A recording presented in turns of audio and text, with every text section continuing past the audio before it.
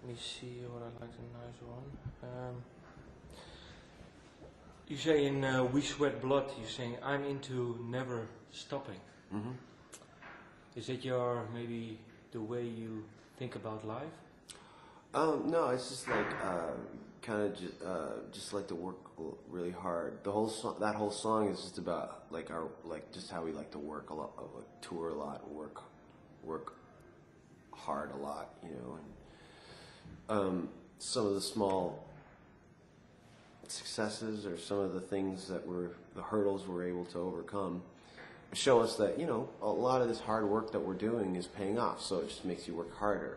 You know, sometimes the people that we work with, labels or what have you, they work really hard for us, like the people at Suburban in Holland, our label in Europe, like Bad Taste, and other labels like that around the world. Like, when you see them working hard, like, it makes us work even harder. So that's kind of just another line in a song about all of that. And you were saying work.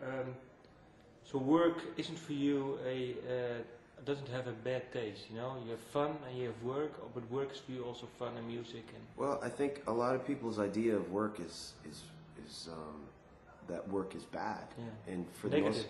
For the most part, it is. Yeah. Because a lot of people are working for someone else and they don't really want to even be there. They want to be doing something else. So yeah, I could see how work would suck. But for us, like, we work for ourselves. We're in a very, you know, we understand it's like not everyone gets to do it. We feel lucky to be able to do it, at least for now. So we're going to take full advantage of it and work as hard as we can to do it, you know. Okay. So it is fun to us, but it's work. I'm not going to say it's all fun, because it's work. Sometimes it really sucks to do things you have to take the long road, you know. Because, you know, you don't have enough money, or you don't have this, or you don't have that. But what is that but for you? It doesn't mean that it's not really fun at the end of the day. What is then for you the pure essence, let's say, of the life you live now? Is it making the music, playing live, or it's all of writing it. songs? Well, it's a whole package. It just comes with the package, you know. Whatever. It's just being in a band is really cool. A band that can, you know, tour and have people come to the shows, people you've never met in your life, you know, more than your friends. When you're in a band, you start out, it's usually just your friends in the crowd. And you realize that, okay, well, things are changing when people showing up to the shows aren't just your friends anymore. And so that's when things start changing. And if you can be in a band that can do that and go into city after city, and that's so amazing to me. And when were you first aware of that change of friends coming? Well, we kind of did it on purpose. Like, we didn't really play our hometown a hell of a lot, and that forced us to play in front of people who didn't even know what to expect. And after a while, you know, people caught on, and we kind of do that. A lot of bands just play their hometown, and you know, they play for their friends, and they really never go out of town. But we really wanted to tour. So right when we started, how come? Why? Well, we wanted to tour because it's fun. You just want to see the world, and you want to play in front of, like, people more than just your friends, you know, because your friends are your friends. They're never really gonna, like, want to, you know, sometimes your friends won't be that honest with you because they don't want to piss you off. So to get the truth, you have to play in front of people who you don't know, and in front of people who have no idea of the kind of music you play or whatever. And that's why I find when I hear bands go, oh, we won't play with this band, we won't play with that band, we won't play with this. And it's like, honestly, you really don't have that choice unless you're like U2 or Metallica. You take what you can get. And I like playing in front. I like playing sometimes with bands that are completely opposite us, that will attract a different crowd. That's when the stakes are on the line, man. That's to see if you can take their fans, if you can turn their fans into your fans. And that, to me, is challenging. That's a lot of fun. And it's also very punk. You know, I think a lot of punk rock bands these days are just like, they like to stay in that whole, like, oh, we only play these venues, we don't only play. Well, you know, that's kind of I don't know. That's not punk. I think they're scared. You're scared, man. Yeah. So we don't care. Like, it's scary to play with a metal band. So we've done it in the past, and it's worked for us. like their fans eventually they go, okay, we get where these guys are coming from. You know, it's not like the band that we came to see tonight, but okay, we can respect that. And you know how satisfying, gratifying it is when you turn an audience like to your side. It's great. It's a great feeling, and it just makes you know that okay, yeah, we're doing this. This is good. It keeps everything fresh, keeps everything alive. It keeps you on your toes. Do you purposely seek for those different audiences, different tours? No, different not at all. Like for example, this tour could we're on, be. the tour we're on right now with Peter Pan, Speed Rock, and El Guapo Stunt Team, and us.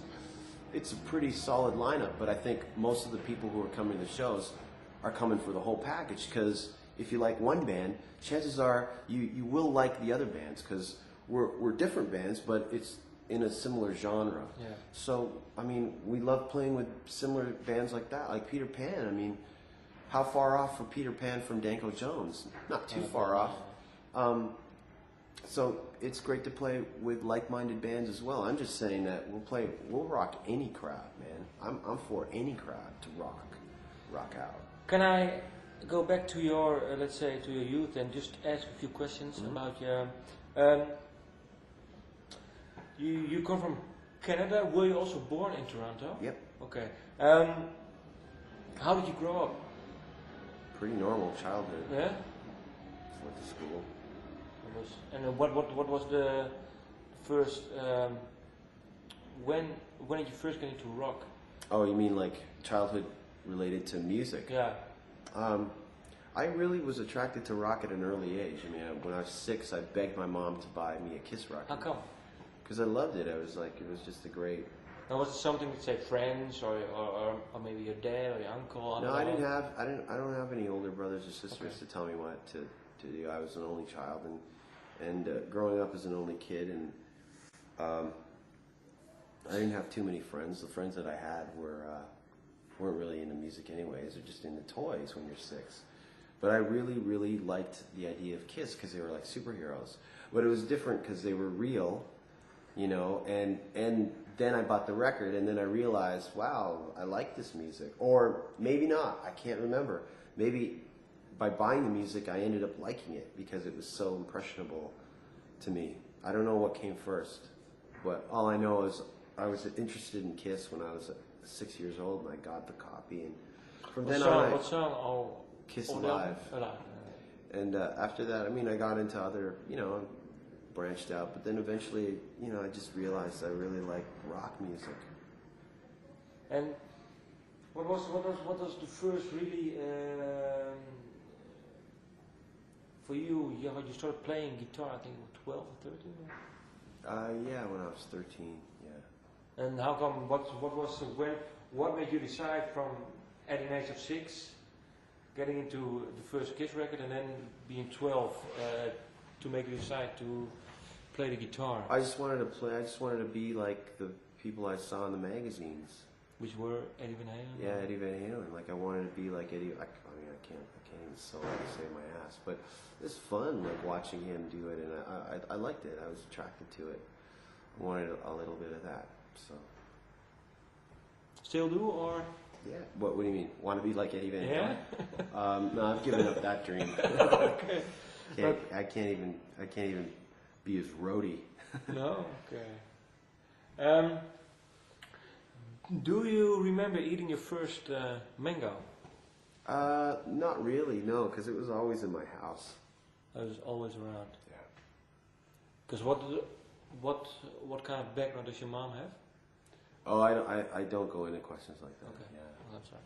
No, because I was thinking mangoes because they're not really your typical European or North American food. But Well, I mean, in Canada you can get it really easily, Yeah, okay. just as easily as almost as easily as an apple. Okay. So it wasn't that rare. Okay. I was wondering, why did you decide to record a spoken word album? Because I wanted to do something that I wanted to be on the road. Yeah? When the band was on the road, I liked doing it. I thought I could pull it off. I did a show, and it was so much fun, and everyone in the crowd liked it, and it was very spontaneous. I had nothing planned, so I figured I can do it. And so we did a tour for a week. We recorded the shows. It was just what you hear on the record is just like my second and my 7th show ever. And then after that, right before the album came out, I did another tour, a 2-week tour this time. And by the end of that tour, I was like, fuck, okay, now I can, you know, I've got 19 spoken word shows under my belt now. You know, I'm really way more comfortable now than even when you listen to the record. And everyone goes, oh, so what is it, like Jello Biafra and Henry Rollins? I'm like, yeah. But on the other hand, they're the only 2 people who've been doing that, who are related to rock music, doing something like that in the last 21 years. Because they've been doing it, whether people realize it or not, for 21 years. And for 21 years, there hasn't been anyone who's tried it. There's been people who've tried it here and there, like Ray Cappo from Youth Today put something out. Lydia Lunch, of course, has always put stuff out.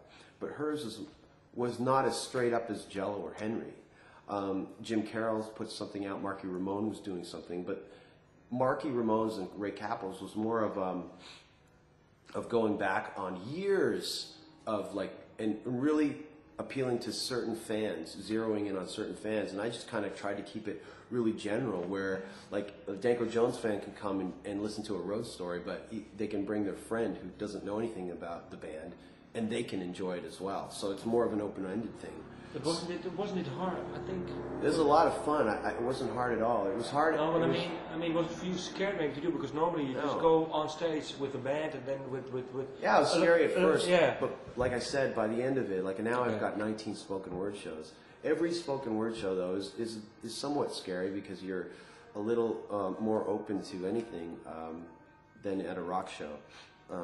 But I enjoy the challenge, and I really had fun doing it, and I really like the spoken word. I want to do another one, but it's only when the band has free time to do it, and I'm in the mood to do it too, and I have enough material to but do you do it. Do you write down? No, or is it just, let's say, what pops into your head? Well, that's what it happened in the beginning. Like whatever was popping into my head, I just do it. Okay.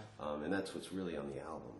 And then by the end of the tour, after I edited the record, I went out on tour again. So I kind of knew what I was going to say. So it was a little more solidified. So I think I'll do, if I end up doing another spoken word album again, that's the process that I want to go through with it too. As well, like Henry's put out like fucking 15 albums, spoken word albums over 21 years. Like he's been pretty prolific with the spoken word records, and over time he's just gotten better. So I feel that, yeah, it's just the beginning. Like I'd like to put another one out, you know, and obviously it'll just get better and better. But do you see that the spoken word thing is helping you, or is influencing your stage? No, not at all. No, it's not. It's really different. It's just like the persona is not a persona. It's me playing rock, and that's when I'm the happiest to play music. Spoken word is just like me and you talking. Okay. That's all it is. People expect, oh, he's going to do spoken, so what's he going to do, scream on the stage? Well, no, it's just going to be a one-way conversation between you and me. Yeah.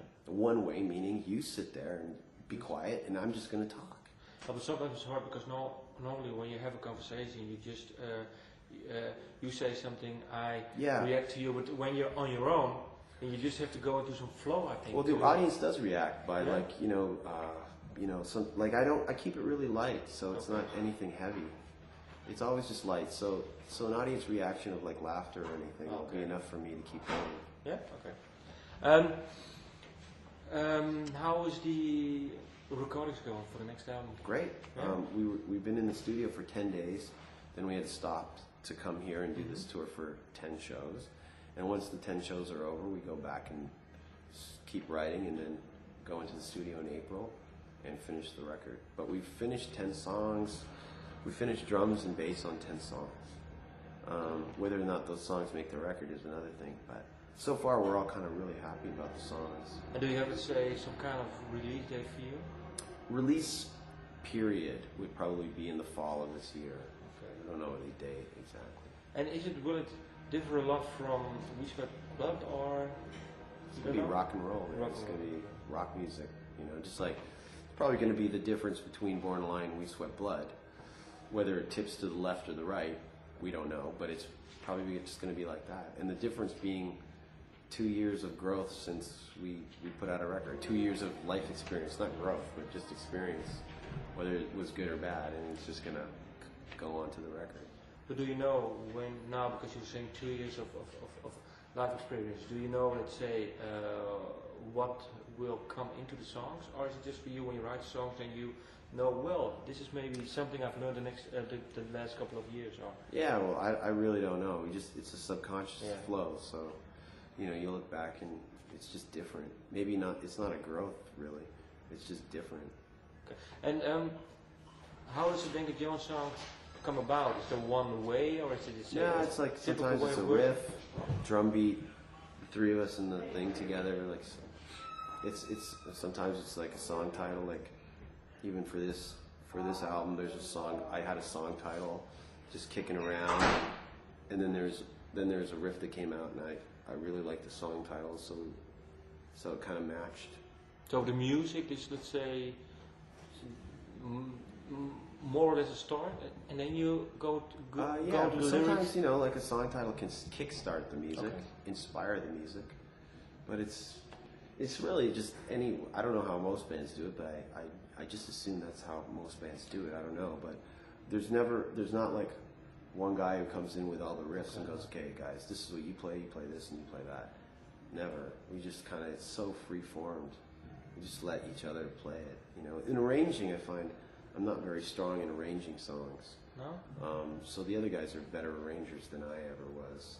Like I just watch them arrange the song in front of me. But I'll bring in riffs. Like I can write a riff. If you give me 10 minutes, I'll give you 10 riffs. So riffs are easy for me. Because I don't know, it's easy. Whether they're good or not is another thing. But to come up with a riff is really easy. But do you believe it's some people think they are some kind of medium? Yeah, definitely. Yeah? I don't feel that that's why I never call myself a musician, or worse, an artist. No? Those are the most pretentious things. And I find people who do that, they're always the last people you would think of as an artist.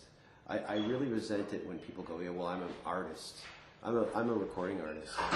Yeah, but you haven't even put out a demo. And it's always those people who are the first to use that lingo, who are first to use those tags. And really, if they really did anything near to what they said they did, they would be too embarrassed to use those tags like myself. Okay. If anything, I consider myself a performer because that's what I do the best. As far as being a musician, I can't even solo an A. If you said solo an A, I don't even know what the fuck you're talking about.